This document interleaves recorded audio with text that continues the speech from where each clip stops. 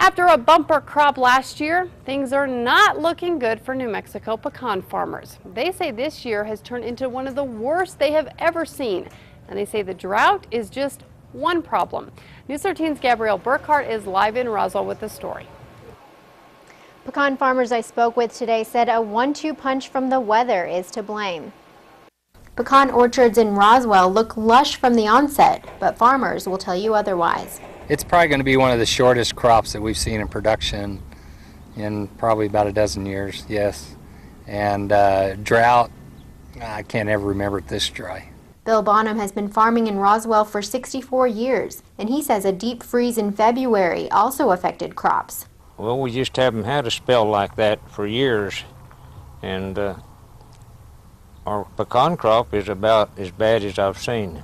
Farmers say their span of nearly 1,700 acres of pecan orchards in Roswell are lacking quite a bit. An average good year for us is just under 4 million pounds, and an off year will be closer to a million, million and a half. This year we're hoping for 1 million. It's going to be pretty low. Also playing into low production is alternate bearing. That's when trees get weaker after holding a big crop like last year's.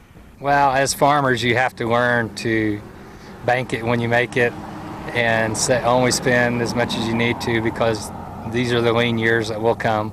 Farmers say next year's crop looks promising as long as everything cooperates. Pecans, if they have a year that they produce less, that means they'll probably come back the next year with a bigger crop, provided we don't get a late freeze in the spring and take it off again like happened 2 years ago.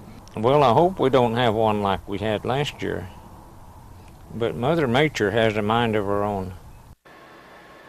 Pecan farmers here say there's a recent increase in price for pecans in the last 3 years due to China getting a taste for them. Since then, the industry has been playing catch-up to meet the demand for the crop. Back to you.